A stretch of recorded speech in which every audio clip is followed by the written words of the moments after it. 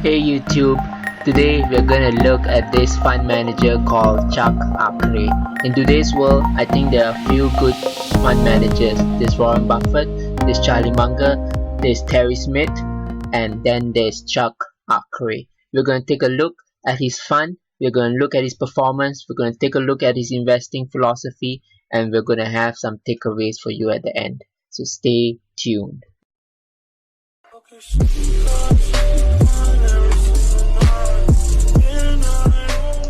Let's listen in to some background on Chuck Akre on one of my favorite shows, Valtrack, where Chuck Akre was interviewed in He is Chuck 2014. Akre, CEO and Chief Investment Officer of Akre Capital Management, which he founded in 1989, and portfolio manager of the Akre Focus Fund, which he launched in 2009. The fund, which is rated 5-star by Morningstar, has delivered nearly 19% annualized return since its inception. Although Akre is new to us, he has a long and distinguished investment track record, including a 12-year stint as the sole portfolio manager of the once top-performing FBR Focus Fund. Akre is known for running tightly focused portfolios with very low turnover. Two-thirds of the fund's more than $3 billion in assets is concentrated in its top 10 holdings. As he puts it, he looks for compounding machines to hold for years. So that gives you a flavor of what Chuck Akre's investment style is.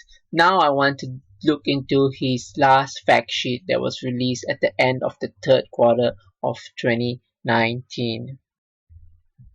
So we can see from his performance table that he has done very well. Just in 2018, when the S&P 500 was minus 4.38%, his fund was up about 5%.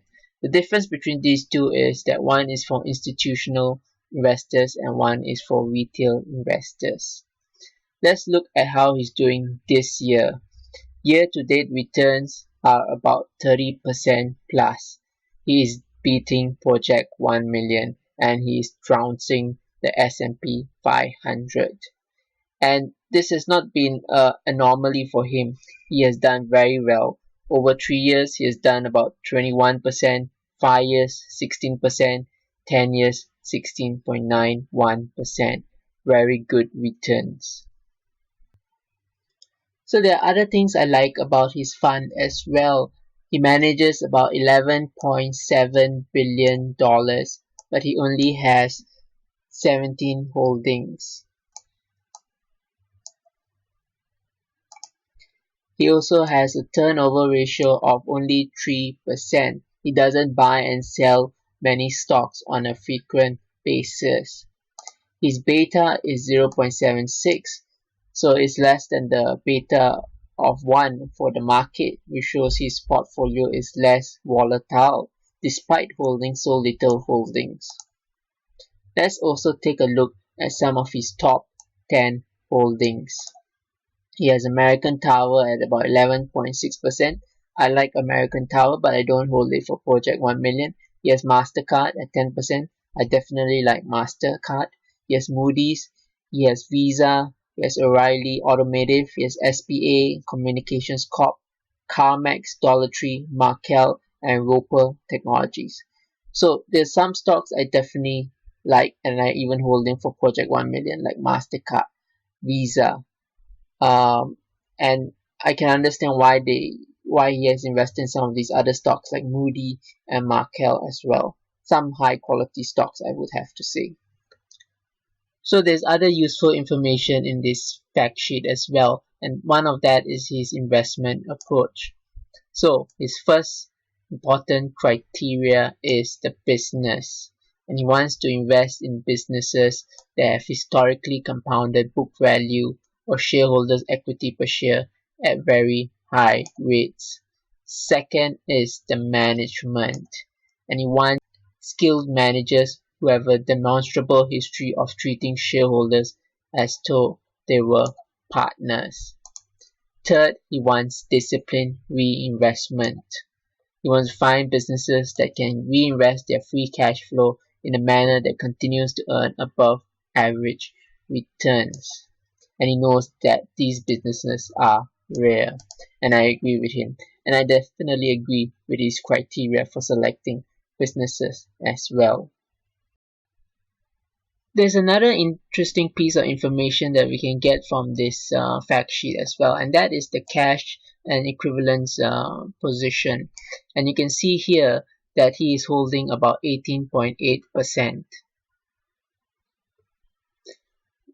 And so you can tell that he is generally fully invested even at this time, even when markets seem to be at a high.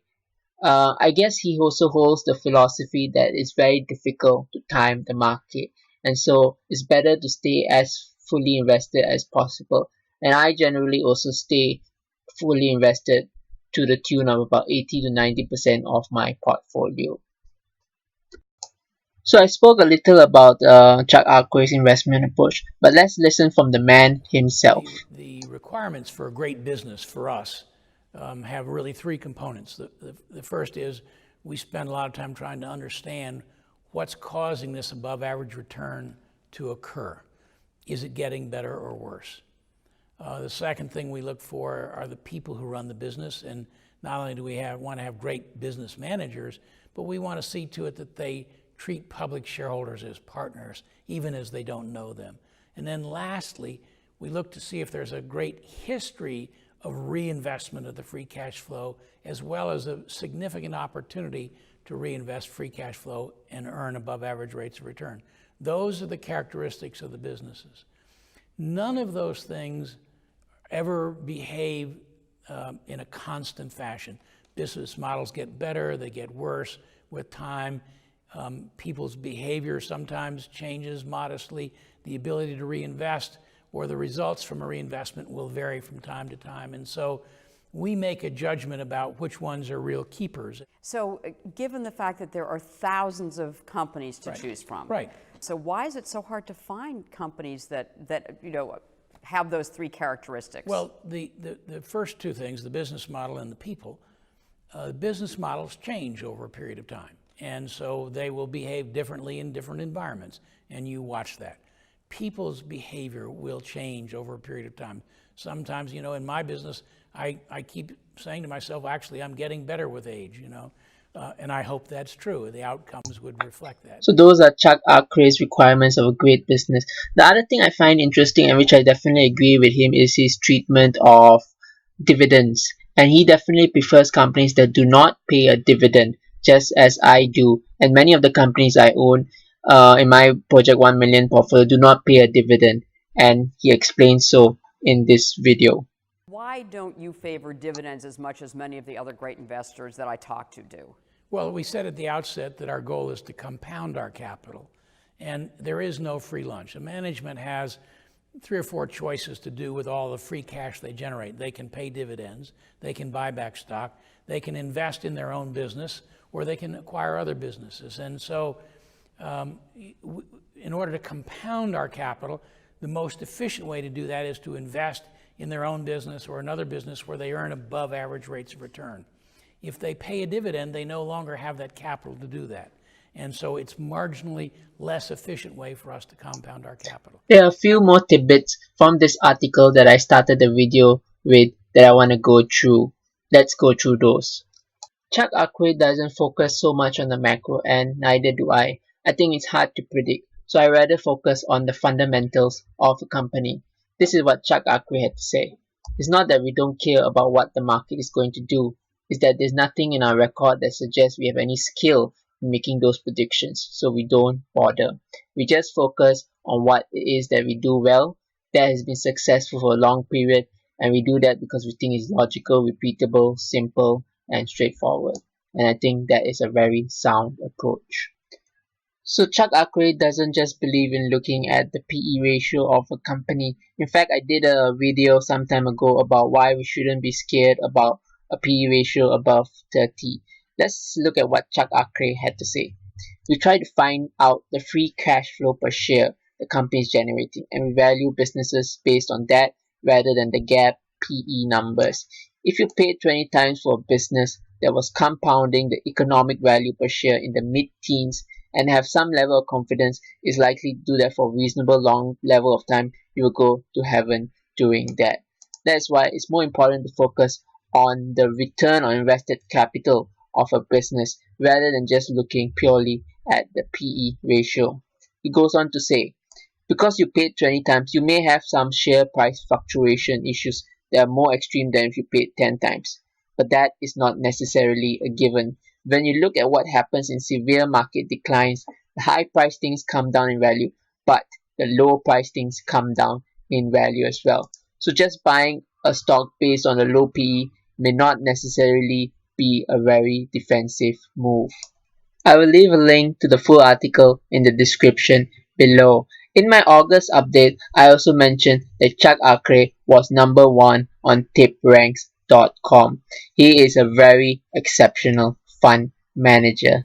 I hope you had a bit more information about Chuck Akre and his fund and his investing style and some other information about investing. I hope you enjoyed this video. If you did, please do leave a like and a comment, and if you're not subscribed to the channel, do subscribe, and we'll see you in the next video.